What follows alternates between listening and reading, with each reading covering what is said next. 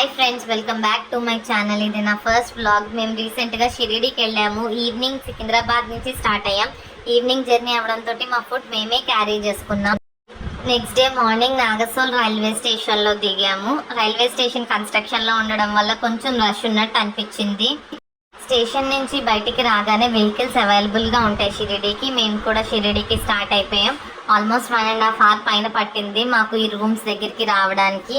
ఈ రూమ్స్ మేము ఆన్లైన్లో బుక్ చేసుకున్నాం. దేవస్థానం వాళ్ళు ప్రొవైడ్ చేసి దగ్గరకు వచ్చే కొద్దీ ఎక్సైట్మెంట్ పెరిగింది, ఎలా ఉంటుంది లోపల అని. తీరా లోపలికి వెళ్ళి చూసేసరికి చాలా నీట్గా ఉంది, చాలా స్పేషియస్గా ఉంది. అందులోనూ పైనుంచి ఎండ మొత్తం వచ్చేయకుండా వాళ్ళు ప్లాస్టిక్ షీట్స్ అవన్నీ పెట్టి దాన్ని కవర్ చేయడం. అంతేకాకుండా ప్రతి ఒక్క సెక్షన్ ఆఫ్ ఏరియాలో వాళ్ళు చెట్లు కూడా పెంచారు. ప్రతి ఒక్క కారిడార్ నుంచి మనం ఆ చెట్లను అబ్జర్వ్ చేయొచ్చు. అక్కడ కూర్చుని సీటింగ్ ఏరియా కూడా ఉంది, బాగుంది. కొంచెం టైం స్పెండ్ చేయడానికి, మాట్లాడుకోవడానికి. మేము ఇంకా రూమ్కి వెళ్ళి ముందు విండో దగ్గరికి వెళ్ళి వ్యూ వచ్చిందా రాలేదా అని చూసి వ్యూ వచ్చేసరికి చాలా ఎక్సైటెడ్గా ఫీల్ అయ్యి దాని తర్వాత తొందరగా ఫ్రెష్ అప్ అయిపోయి బ్రేక్ఫాస్ట్ చేయడానికి బయటకు వచ్చాం. అక్కడ అన్నిటికంటే మేము అబ్జర్వ్ చేసింది ఏంటంటే అక్కడ తెలుగులో కూడా హోల్డింగ్స్ ఉన్నాయి. అండ్ మేము అక్కడ ఆ ప్లేస్లో ఉన్న లోకల్ ఫుడ్డే ట్రై చేసాం. ఇంకా మేము టెంపుల్కి స్టార్ట్ అయ్యాం. టెంపుల్ది ఎంట్రీ రూట్ మార్చడంతో కొంచెం వెళ్ళేసరికి లేట్ అయ్యింది. ఏ ఏరియాలో ఉంటే ఆ ఏరియా లోకల్ ఫుడ్డే ప్రిఫర్ చేయడం బెటర్ ఆప్షన్. అండ్ లోపల రష్ చూసి బాగా టైం పడుతుంది అనుకున్నాం. ఇంకా దర్శనం లైవ్లో మేము కూడా వచ్చాం. దర్శనం చాలా బాగా జరిగింది. మేము ఆల్మోస్ట్ 3 to 4 times చేసుకున్నాం. ఉన్నన్ని రోజులు బాగా కుదిరింది. మధ్యలో మేము వచ్చినప్పుడు మాత్రమే ఈ ఎర్రర్ వచ్చింది. తర్వాత ఆ దర్శనం అయిపోయిన తర్వాత మళ్ళీ నార్మల్ అయిపోయింది. కొంచెం బాధ అనిపించింది, అదేంటది కరెక్ట్గా ఇలాగ అయిందే, మన వాళ్ళందరికీ చూపిద్దాం అనుకునే లోపు అని. But that's fine, we are happy. కానీ అన్నిసార్లు దర్శనం చేసుకునే అదృష్టం దొరకడం. ఇంకా టెంపుల్ నుంచి బయటికి రాగానే అక్కడ బాబా పెంచిన పూల తోటలు, అక్కడ బాబా వెలిగించిన దీపాలు అవన్నీ చూసి బయటికి రాగానే బాబా ఊరేగింపు వచ్చింది. ఆ తర్వాత మేము ఖండోబా ఆలయానికి వెళ్ళాం. ఈ ఖండోబా ఆలయం సాయిబాబా ఫస్ట్ షిరిడీకి రాగానే మాల్సాపతి గారు పిలిచారు, ఆవో సాయి అని. ఆ స్టోరీ అంతా అక్కడ లైబ్రరీలో చెప్తారు, చాలా బాగుంది. అక్కడ వాళ్ళ 4th generation వాళ్ళు ఇంకా దాన్ని చూసుకోవడం, ఆయన స్టార్ట్ చేసిన పద్ధతులను వాళ్ళు ఫాలో అవ్వడం, ఇంకా అక్కడ ఇప్పటికీ నిప్పుల మీద వాళ్ళు నడవడం, ఇవన్నీ ఫాలో అవడం.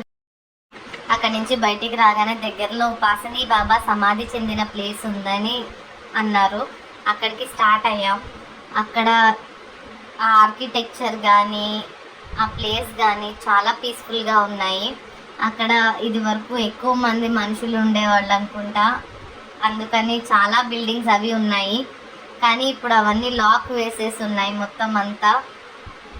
అక్కడ దగ్గరలోనే ఆయన సమాధి చెందిన ప్లేస్, కానీ దానికి ఎదురుకుండా ఇప్పుడు మనం చూసే దాంట్లోనే ఆయన రోజు దత్తాత్రేయ స్వామికి పూజ చేసేవారు. ఇది one of the local attraction Shirdi చుట్టుపక్కలలో. అది ఎంత బాగుందో, చుట్టుపక్కల వాళ్ళ ఆ డిజైన్ కానీ ఆ ఆర్కిటెక్చర్ కానీ అక్కడి నుంచి వచ్చే వైబ్స్ కానీ ఒక ఊరిలో ప్రశాంతంగా అసలు అక్కడే ఉండిపోవాలన్నంత బాగా అనిపించాయి. అవన్నీ చాలా పీస్ఫుల్గా ఉంది చూడడానికి, తెలుసుకోవడానికి. అక్కడ ఉన్న ఫొటోస్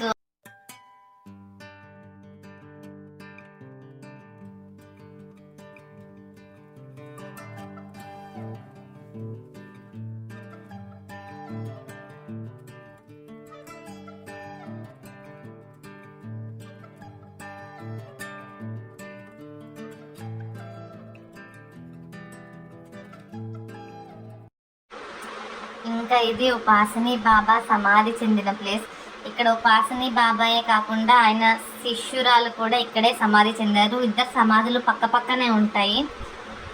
అయితే ఇక్కడ ఉన్న ఫొటోస్ ఎవరెవరు ఏంటి అని అడిగి తెలుసుకున్నాం మొత్తం అక్కడ ఉన్నవన్నీను.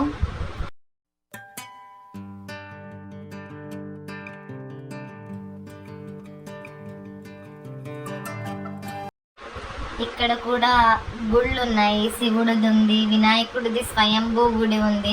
అంతేకాకుండా ఫస్ట్ మనం లోపలికి వెళ్ళగానే కింద నేలంతా పేడతో అలికి ఉంది. అక్కడ ఉపాసని బాబా ఆయన శిష్యురాలు ఇద్దరు సమాధులకి పూజ చేస్తూ ఉన్నారు. ఇదే ఆ వినాయకుడి స్వయంభూ గుడి. మనం షిరిడి టెంపుల్ నుంచి బయటికి రాగానే శని సింగనాపూర్, నాసిక్ అని రెడీగా ఉంటాయి వెహికల్స్. మేము అక్కడి నుంచి శని సింగనాపూర్ స్టార్ట్ అయ్యాం. శని సింగనాపూర్ అంటే నేను చిన్నప్పుడు విన్నది అక్కడ ఏ ఇంటికి తలుపులు ఉండవు, అక్కడ ఎవరు తలుపులు పెట్టుకోరు, ఆ శనిదేవుడే కాపాడుతారు అన్నారని ఆ ఎక్స్పెక్టేషన్స్తో వెళ్ళాను. ఇంకా మేము టెంపుల్కి స్టార్ట్ అయ్యాం. అక్కడి నుంచి టెంపుల్ సౌండ్స్ ఏమో అన్నీ లెఫ్ట్ సైడ్ నుంచి వస్తున్నాయి. వీళ్ళేమో టెంపుల్ రైట్ సైడ్లో ఉంది అని చెప్తున్నారు ప్రతి ఒక్కళ్ళు. టెంపుల్ కనిపించడం మాత్రం లెఫ్ట్ సైడ్లో కనిపించింది.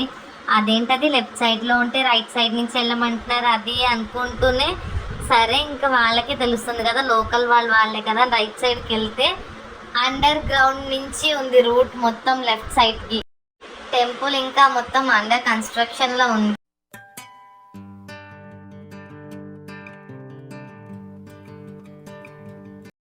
ఇంకా దగ్గరికి వచ్చేసరికి అక్కడ మొత్తం అది స్వయంభూ శనీశ్వరుడి ఆలయం. అక్కడ జనాలు పూజలు చేసుకుంటూ నూనె అర్పిస్తూ ఉన్నారు. అక్కడి నుంచి బయటికి రాగానే చుట్టుపక్కల సరౌండింగ్స్ అంతా ఇది. ఇక్కడ వినాయకుడి గుడి, శివాలయం అవి కూడా ఉన్నాయి. అక్కడ ఒక బావి మీద క్లియర్గా ఇన్స్ట్రక్షన్స్ ఉన్నాయి, దేవుడికి వాడతాం, ఆడవాళ్ళు ముట్టుకోవద్దని.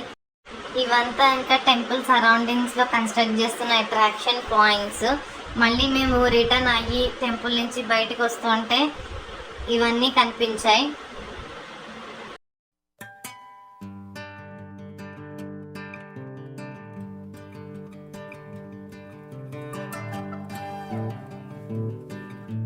ఇక్కడ శనీశ్వరుడే కాకుండా నవగ్రహాలు కూడా ఉన్నాయి. దాంట్లో పెద్దగా శనీశ్వరుని కన్స్ట్రక్ట్ చేసి చుట్టుపక్కలంతా నవగ్రహాలని కూడా పెట్టారు.